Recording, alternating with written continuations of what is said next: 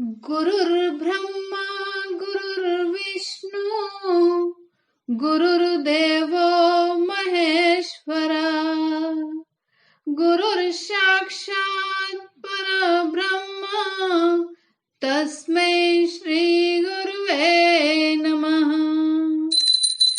भोलेनाथ की जय, माता पार्वती की जय। मंदार के फूलों की माला से गुथी वेणी और दिव्य वस्त्रों से सुसज्जित माँ पार्वती जी तथा जटाओं पर शोभित अर्धचंद्र कपालों की माला धारण किए दिगंबर शिव को मैं नमस्कार करती हूँ। एक समय परम पवित्र भूमि कैलाश पर्वत पर विशाल वट वृक्ष के नीचे भगवान शिव, माता पार्वती एवं सभी गणों सहित अपने बागंबर पर विराजमान थे। बलवान वीरभद्र, भृंगी, श्रृंगी, नंदी आदि अपने अपने पहरों पर सदाशिव के दरबार की शोभा बढ़ा रहे थे। गंधर्व, किन्नर, ऋषिगण शिव भगवान की विविध अनुष्टुप छंदों में स्तुति गान कर विभिन्न प्रकार के वाद्यों को बजाने में संलग्न थे। उसी सुअवसर पर माता पार्वती जी ने भगवान शिव से दोनों हाथ जोड़कर प्रश्न किया, हे महेश्वर, मेरे बड़े सौभाग्य हैं जो मैंने आप सरीखे अर्धांगी पति को वरण किया। यदि आप प्रसन्न हो तो क्या मैं जान सकती हूँ कि मैंने वह कौन सा पुण्य दान किया जिससे आप जैसे जगत के स्वामी मुझे पति रूप में प्राप्त हुए। आप अंतर्यामी हैं, यह मुझ दासी को बताने की कृपा करें। तब पार्वती जी की ऐसी प्रार्थना सुनकर शिवजी बोले, हे वरानने, उस समय तुमने एक अति उत्तम पुण्य का संग्रह किया था जो अति युक्त व्रत है जिसे तुमसे कहता हूँ। व्रत भाद्रपद मास के शुक्ल पक्ष की तीज का व्रत है जो हरतालिका नाम से प्रसिद्ध है। यह व्रत जैसे तारागणों में चंद्रमा, नवग्रहों में सूर्य, वर्णों में ब्राह्मण, नदियों में गंगा, पुराणों में महाभारत, वेदों में साम, इंद्रियों में मन, ऐसा यह व्रत श्रेष्ठ है। जो तीज हस्त नक्षत्र युक्त पड़े तो वह और भी महान पुण्यदायक होता है। ऐसा सुनकर श्री पार्वती जी ने पूछा, हे महेश्वर, मैंने कब और कैसे यह व्रत किया था, विस्तार के साथ श्रवण करने की कृपा करें। इतना सुन भगवान शंकर बोले, हे उमा, भारतवर्ष के उत्तर में यह जो हिमालय श्रेष्ठ पर्वत है, यह नाना प्रकार की धन संपदा, खनिज, वनस्पति, औषधियों से युक्त है। यह हिम शिखरों वाली चोटियों रूपी भुजाओं से आकाश को छूता है और गंगा के कल कल शब्द से शब्दायमान रहता है। यहाँ नाना प्रकार के पशु पक्षी विचरते हैं। इसके राजा का नाम हिमाचल था। वहां उनके ग्रह में तुम भाग्यवती रानी मैना से पैदा हुई थी। तुमने बाल्यकाल से ही मेरी आराधना करना आरंभ कर दिया था। कुछ आयु बढ़ने पर तुमने हिमालय की दुर्गम गुफाओं में जाकर सहेली सहित मुझे पाने हेतु 12 वर्ष तप आरंभ किया। तुमने ग्रीष्म ऋतु में बाहर चट्टानों पर आसन लगाकर तप किया, वर्षा ऋतु में बाहर पानी में तप किया, हिम ऋतु में पानी में खड़े होकर मेरे ध्यान में संलग्न रही। इस प्रकार 6 ऋतुओं में तपस्या कर ली और जब भी मेरे दर्शन न मिले तब तुमने ऊर्ध्वमुख होकर केवल वायु सेवन की, फिर वृक्षों के सूखे पत्ते खाकर इस शरीर को क्षीण किया। तुम्हारी इतनी कठिन तपस्या करने पर भी मैं उस उपयुक्त समय की प्रतीक्षा करता रहा जब तुम्हारी तपस्या और अधिक कठोर हो और तुम्हारे पिता के हृदय में तुम्हारे विवाह का विचार उत्पन्न हो। एक दिन तुम्हारे तेजस्वी स्वरूप और तुम्हारे विवाह योग्य आयु को देखकर तुम्हारे पिता को चिंता होने लगी कि मुझे अपनी ऐसी कन्या के लिए उपयुक्त वर की खोज करनी चाहिए। उन्हीं दिनों नारद जी भ्रमण करते हुए हिमालय क्षेत्र में आए और वहां तुमको देखा। यह जानकर कि तुम राजा हिमांचल की पुत्री हो, वे तुम्हारे पिता के यहाँ गए। राजा ने अति हर्ष के साथ महर्षि का स्वागत पूजन किया और उन्हें योग्य आसन देकर उनमें उपस्थित होने का कारण जानने को इच्छुक हुए।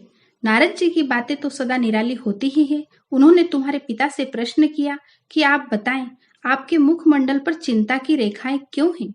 राजा ने कहा, हे तपोधन, तुम मेरी पुत्री को देख चुके हो, मुझे उसके लिए योग्य वर की चिंता सता रही है। इस पर नारद जी ने तुरंत कहा, मैं अभी वैकुंठ से आ रहा हूँ। मेरी सम्मति यदि आपको स्वीकार हो तो आपकी पुत्री के लिए वैकुंठ निवासी शेषशायी भगवान विष्णु योग्य वर हैं। वे आपकी कन्या का वरण स्वीकार कर लेंगे। इस पर तुम्हारे पिता आनंदित हुए और बोले, यदि विष्णु जी को मेरी कन्या स्वीकार हो तो मेरा सौभाग्य होगा। मैं अवश्य ही अपनी कन्या उमा का वाग्दान विष्णु जी को करूंगा। नारद जी तो ऐसा सुनकर विकुंठ चले गए। इधर तुम्हारे पिता महाराज हिमांचल ने प्रसन्नता के साथ तुम्हें यह समाचार सुनाया कि विष्णु जी से तुम्हारा विवाह मैंने निश्चित कर दिया है। ऐसा सुनते ही तुमने महान दुख में अपने को पाया और पिता के चले जाने के पश्चात तुम अत्यंत व्याकुल हो विलाप करने लगी, प्राण त्यागने की बात सोचने लगी। जब तुम्हारी सखी ने तुम्हें इस प्रकार दुखी देखा तो कारण पूछा। तुमने अपनी सखी को सब वृतांत सुनाया और कहा कि तुम जानती हो कि मैंने कैलाशपति महादेव के लिए तप किया है और मैं उनको अपना पति मान चुकी हूँ, अतः मैं प्राण त्याग के अतिरिक्त और क्या करना चाहूंगी।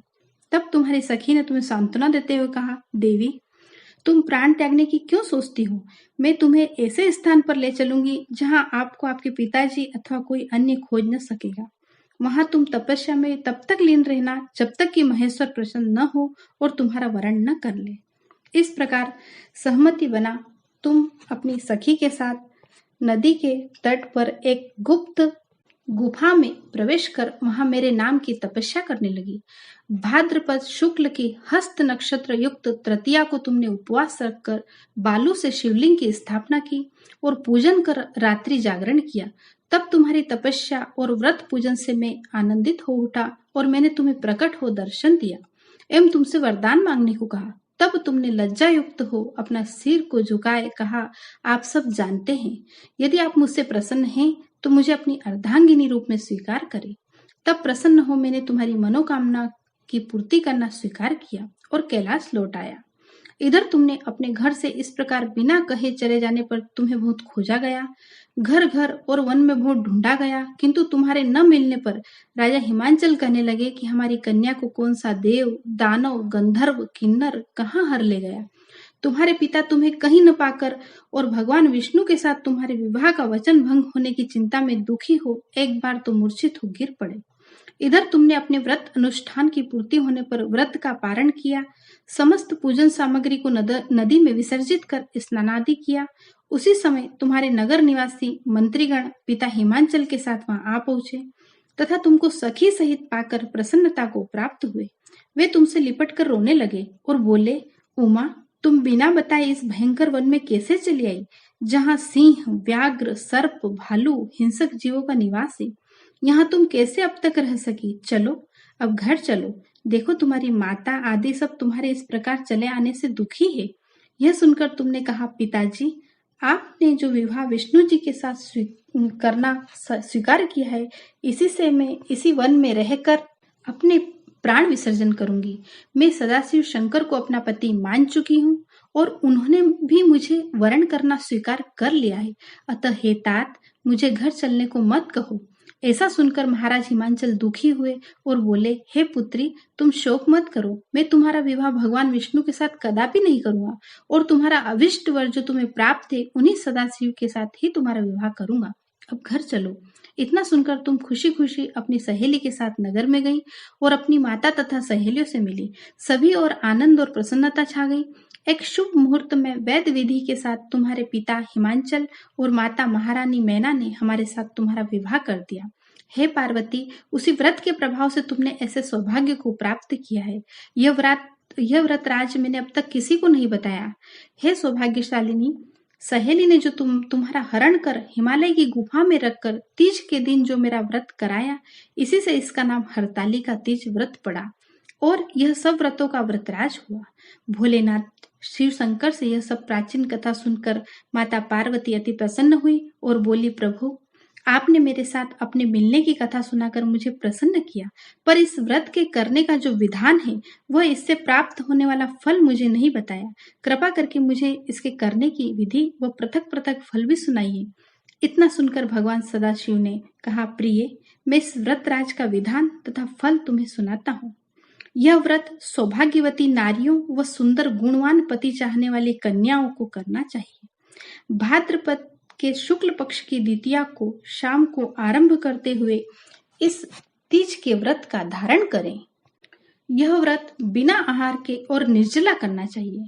भगवान शिव पार्वती की सुवर्ण या मिट्टी की प्रतिमाओं को एक सुंदर वेदी पर स्थापना करें।